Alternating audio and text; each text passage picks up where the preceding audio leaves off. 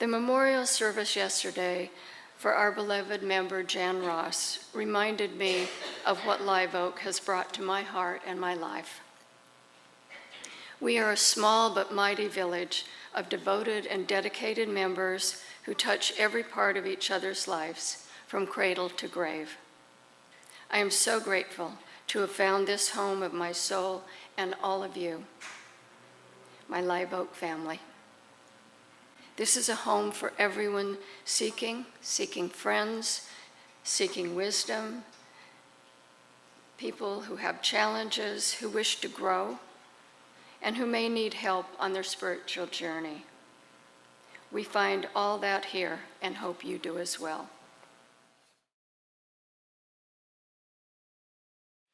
This is by Denise Levertov, variation on a theme by Rilke. A certain day became a presence to me. There it was, confronting me, a sky, air, light, a being.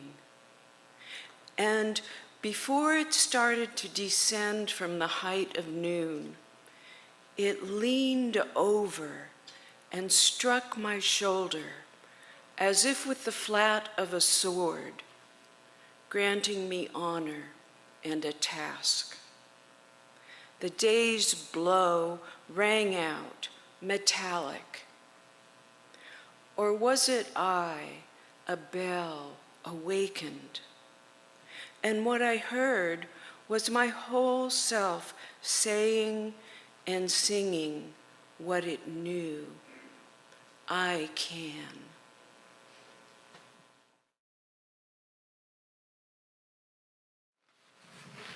Please be in a spirit of meditation. I want to read one of my own poems. This is called A Gathering of Seekers. So, you are here, despite all the other things you have to do.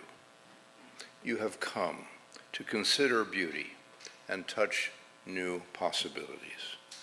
You have come to the right place if trusting the unfolding mystery of the imagination is what matters to you. You have come, after all, to listen to that voice only you can hear and follow the path that only you can see. You are at the center of this story now. This is your epic poem. You have written the opening sentence, and so the adventure unfolds.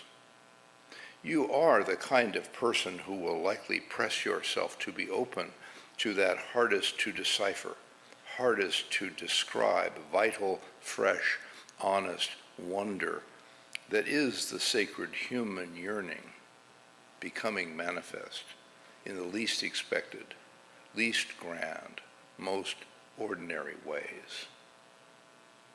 Seldom have you attended such a gathering of the keepers of the stories. It is a rare thing in a shallow world to find reinforcement for the longings of the heart. Where two or more are gathered in the service of the soul, surely the angels and the ghosts will be in attendance to lend their voices, to bring some momentary revelation. There, in the shadows, there, in the corners, just beyond the boundaries of vision, just beyond the edges of the known.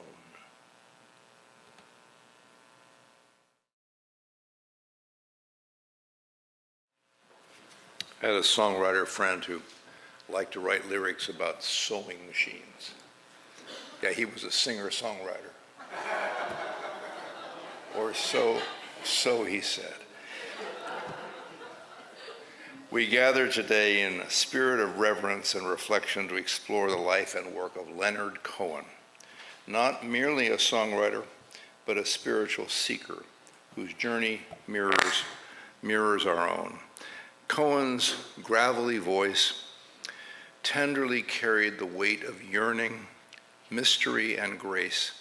His lyrics, steeped in biblical imagery and existential loneliness, invite us into a deeper conversation with the soul. As Christina mentioned, Leonard Cohen was born into a devout Jewish family in Montreal. His lineage included rabbis and scholars, and though he never became a rabbi, he carried the sacred texts with him into poetry and song. Later in life, he immersed himself in Zen Buddhism, living for years at the Mount Baldy Zen Center in California. Yet he never abandoned his Judaism. Cohen's spiritual path was not linear.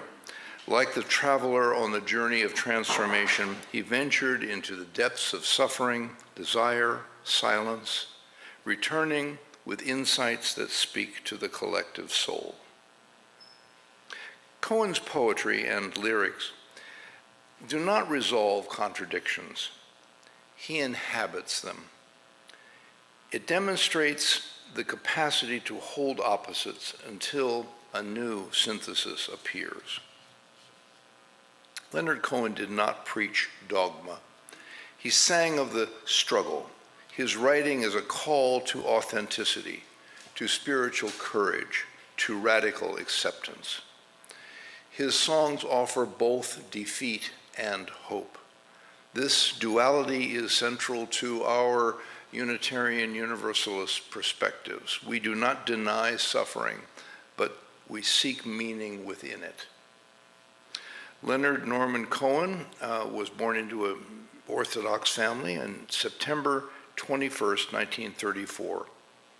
He enrolled at McGill University, where his passion for writing poetry deepened. His first book of poems was published a year after graduation.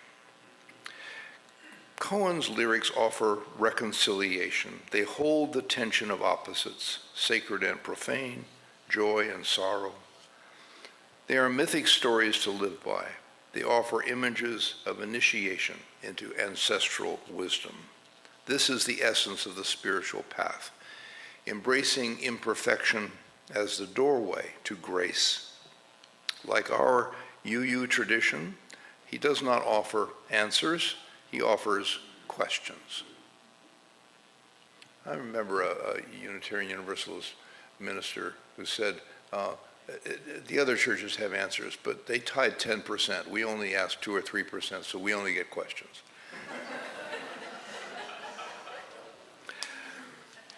Leonard Cohen is a modern-day mystic. His worldview is multicultural, poetic, and deeply human.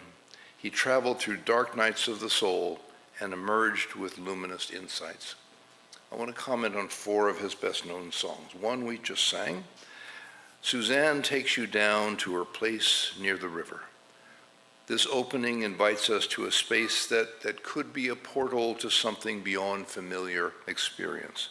The river is a symbol of the unconscious, of emotional depth, of spiritual flow. Suzanne's world is not ordinary. She is like a dream figure, guiding the narrator into a deeper encounter with soul. This is the activation of the intersensibility that mediates between the known and the unknown, waking and dreaming, conscious and unconscious, control and receptivity, the mundane and the radiant. Suzanne is not just a person. She is a guardian angel, a guide to deeper possibilities. This figure was someone he knew. It wasn't a lover. It was the wife of a friend of his, but he was fascinated with her, and clearly she held various projections. Something of a goddess figure offering support, something of a muse offering creativity, something of a Sophia. Sophia was the guide to wisdom. And she feeds you tea and oranges that come all the way from China. That gesture in the lyric is symbolic. These exotic offerings suggest mystery, depth, wisdom. She is both familiar and foreign, intimate and transcendent. Suzanne becomes a priestess of the soul, offering communion, not of doctrine, but of sheer presence. And you want to travel with her, and you want to travel blind. To travel blind is to surrender, to enter the mystery without knowing the destination. Suzanne holds the narrator's projection. He casts his longing for transcendence on her. This is a stage of our journey, where we see the luminous in someone else before we recognize it within ourselves. She becomes the mirror in which he glimpses the sacred. She is a figure who awakens the soul to its search for wholeness, not the final destination, but the threshold guide. The narrator craves union with meaning for the lost harmony of the inner world. She is a catalyst for transformation. She invites the seeker to descend into the depths, to emerge reborn. So, Suzanne's role in the song is not to fulfill the narrator's desire, but to awaken it. She is there to remind us that the fulfillment is not to be found in perfection, but in presence itself, in the quiet moments by the river, whatever that is, whatever place that is, in the taste of tea and oranges, in the ache of longing. Projecting some inner stirring onto another is a stage in the journey. The task of the seeker is to reclaim that projection, to recognize that what we see in the other is a reflection of what lives hidden in ourselves. It is the essence of the spiritual path to follow the yearning, to descend into the depths, and to discover that what we seek outside is really within. Leonard Cohen's poetry and novels were met with acclaim, especially in Canada, but sales were modest. He could not support himself. He wandered and ended up on this small Greek island of Hydra. He met the love of his life, Marianne Island. Interesting, her name, or it's Ilen, it's I-H-L-E-N. I'm not sure on the Norwegian pronunciation, but they're on an island and her name is similar. They were both free spirits, which is to say not monogamous. It didn't last. Later he said he just lacked the courage to marry her that he wished he had. He had other romances. He had a fling with Janis Joplin, a longer relationship with the singer Joni Mitchell and actress Rebecca De Mornay. In the 1970s, he was involved with the artist Susan Elrod, and that produced his 2 children. She was not the subject of the song. That was a friend. That was not one of his girlfriends. The second song, Anthem, that the choir just sang for you. Isn't that great? Thank you for the choir for doing extra duty today. The music calls us. Ring the bells that still can ring. Forget your perfect offering. There is a crack in everything. That's how the light gets in. This is a paradox. It's not just poetry, it's prophecy. For seekers, these lines offer a map through despair toward transformation. We can look at Anthem as a landscape of the imagination where symbols speak to us, where brokenness becomes the doorway to grace. In Anthem, we encounter several key symbols. The bell. In a dream, bells signal awakening or a call to attention.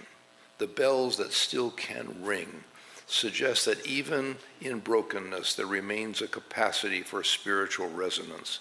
This echoes the idea that the soul is always seeking wholeness, even through fractured experiences. The crack. The crack is the wound, the trauma. It is the place where control has failed. The unconscious breaks through. Cohen's line, "That's how the light gets in," affirms that our flaws are not obstacles to enlightenment. They are the very channels through which it arrives. So it's strange that he thought that being a songwriter would actually make him more money. That's not a very reliable plan. There's an old saying, what do you call a songwriter without a significant other? Homeless. What's the difference between a pizza and a songwriter? A pizza can feed a family. Anyway, back to the song, the imperfect offering. This recalls the biblical story of Cain and Abel, and he was drawing on the scriptures constantly. Or maybe the mythic motif of the flawed sacrifice. Cohen invites us to forget perfectionism. This is relinquishing the inflated vanity and embracing the humble, authentic self. We can imagine anthem as a liturgy sung by a lonely person in the night. The verses speak of systems failing, conflict raging, the heart breaking. Yet the refrain returns like a mantra. There's a crack in everything. That's how the light begins, how the light gets in. I had a friend that changed the wording as a psychologist, and he said, there's a crack in everything. That's how the insight gets in, sort of a therapy version of the lyric. This is the philosophy of imperfection. It aligns with the seeker's path, where the goal is more integration than perfection. Okay, the third song, The Bird on the Wire, which we're going to sing right after the sermon.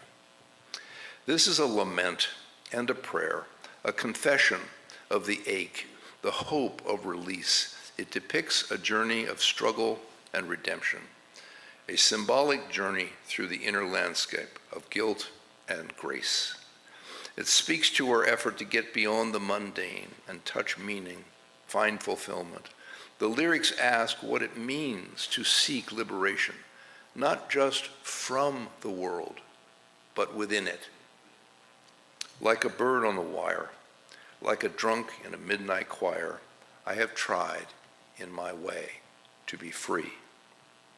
The bird represents a figure who dearly wants transcendence, but remains tethered to the constraints of life. The drunk sings truth in a dark place.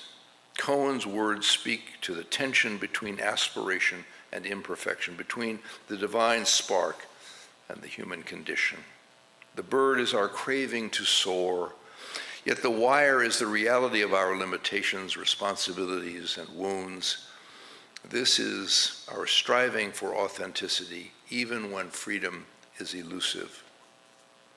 If I have been unkind, I hope that you can just let it go by.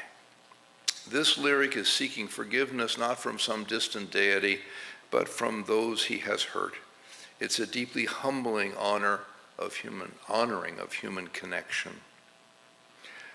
I saw a beggar leaning on his wooden crutch. He said to me, "You must not ask for so much." This moment introduces a trickster energy, a figure who disrupts expectations and delivers uncomfortable truths. The beggar, seemingly powerless, becomes a messenger of restraint. Trickster moments challenge our illusions and invite humility. Cohen's encounter is like a Zen koan. Freedom is not to be found in grasping, but in surrender. I have tried in my way to be free. This is not a declaration of success, but a testament to effort. It echoes the Unitarian Universalist affirmation of the free and responsible search for truth and meaning. The goal is integration, a weaving together of shadow and light, wound and wisdom. The song is a spiritual autobiography for Cohen. It is the voice of one who has stumbled, loved imperfectly, and still sings. It is the soul song, not of triumph, but of authenticity. In his religious practice, Leonard Cohen was a Sabbath-observant Jew. Allen Ginsberg once asked how he squared that faith with his practice of Zen. He said, well, in the tradition of Zen that I've practiced, there's no prayerful worship, there's no affirmation of a deity, so theologically there's no challenge to my Jewish belief. Cohen was involved with Buddhism beginning in the 1970s, was ordained a Buddhist monk in 1996, but continued to consider himself Jewish. I'm not looking for a new religion, he said. I'm quite happy with the old one. Cohen showed an interest in Jesus as a universal figure, saying, I'm very fond of Jesus. He may be the most beautiful guy who walked the face of the earth. Any man who says, blessed are the poor, blessed are the meek, has got to be a figure of unparalleled generosity and insight and madness. A man who declared himself to stand among the thieves, the prostitutes, and the homeless. His position cannot be comprehended. It is an inhuman generosity, a generosity that would overthrow the world if it was embraced, because nothing could weather that level of compassion. Leonard Cohen finally left the music career in 1994 to live full-time at the Mount Baldy Zen Center as a monk. He even served in the humble position of personal assistant to his revered teacher, Joshu Sasaki. Good luck saying that. Try that 3 times in a row. He was there for 5 years. After he left the monastery, he discovered that his money had been stolen. His trusted friend and longtime manager had shifted money around into face corporations and things and then drained it out. It was all gone, somewhere between $5 and $8 million. He had precious little money left, nothing for retirement, and now he's in his 70s. So the financial devastation required that he get back to work. He started touring, and he was gone for 15 years. The fans were missing him, and he had a major career resurgence. And I went down to Los Angeles in this huge place. It was so intimate. It was by far the best concert we've ever been to. Okay, here's the final song, which the choir will sing as the postlude. Hallelujah, his best-known song. It's not a hymn of triumph, but a lamentation of love and loss and paradox. The lyrics speak of a place where joy and sorrow intertwine, where brokenness becomes a form of praise. I heard there was a secret chord that David played and it pleased the Lord.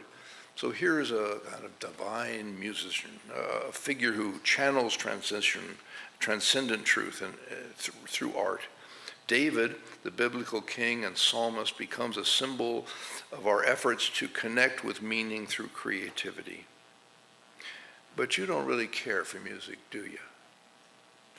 Here the dream turns. The seeker's offering is met with indifference. This is the part of us that risks vulnerability but is met with rejection. It echoes the spiritual experience of the dark night of the soul, where it feels like meaning is completely absent for a time. And by the way, that sequence in the lyric, it's not my notes, but it describes what's happening in the chord progression. Okay, quiz. What do you get when you throw a piano down a mine shaft? A flat minor. Oh, that got groans from the choir. It proves they're listening. Love is not a victory march. It's a cold and it's a broken hallelujah. This line is the heart of the story. Love, like the inner journey toward wholeness, is not a conquest. It is surrender. The broken hallelujah is the cry when control has been shattered and the deeper self begins to emerge. It is the moment when we stop performing and begin to live authentically. So the key symbols, the secret chord, this is the hidden harmony, the unique vibration of our life purpose. It is the call to serve our personal destiny and live from that deep story. The broken hallelujah represents the sacredness. It is the acceptance of our flaws as part of the whole story. It is the moment when we stop striving and become whole. The fall and the rise, the song's reference to betrayal and spiritual struggle mirror the journey of descent and return. Sometimes we must go down into the depths to find the light. How many songwriters does it take to screw in a light bulb? 2, one to screw in the bulb and the other to watch and say, oh, I could have done that. Leonard Cohen returned to his music career out of financial necessity, but he grew to love it. His lengthy world tours were met with raves from the fans. The love was reciprocated. He joyfully gave multiple encores. It was a passion. He was old, he was happy. He put the positive spin on it finally, even to the theft. He was even thankful to his manager for stealing all the money. Oh, he sued her and got a judgment, never got the money back, but he said, forced to go back on the road was a most fortunate happenstance. It helped him reconnect with his passion. The touring and several new albums also brought wealth. He ended up with 10 times the money that had been stolen. But his body gave out. He was in severe back pain on his last tour. His final album was recorded at home with Cohen sitting in an orthopedic chair. He also was fighting leukemia. He died in his Los Angeles home in 2016 at the age of 82. Leonard Cohen is buried in a Jewish cemetery in Montreal. Action steps. Visit your river, whatever that place is. Find a quiet place, maybe near water, near beauty, or imagine one. Let it symbolize your inner mystery. Sit in silence and ask, what is flowing beneath the surface of my awareness? Practice sacred creativity. Like Cohen, see if you can use art, poetry, music, journaling, whatever you can do, as a spiritual discipline. It is a path. 3, seek silence and solitude. He spent all those years in Zen meditation. Solitude really helps inner work. Create space for silence in your life. And finally, sing in the midnight choir. Find your voice in the midst of fragility. Whether through journaling, prayer, or conversation, express your truth. As Cohen models, vulnerability can be sacred. The choir of midnight is where the wounded sing together. In closing, may we be brave enough to face our cracks, may be wise enough to see the light within them. May we ring the bells that still can ring. May we find the secret chord within. And may our lives become sacred songs, honest, imperfect, and full of grace. Namaste, blessed be, and so it goes.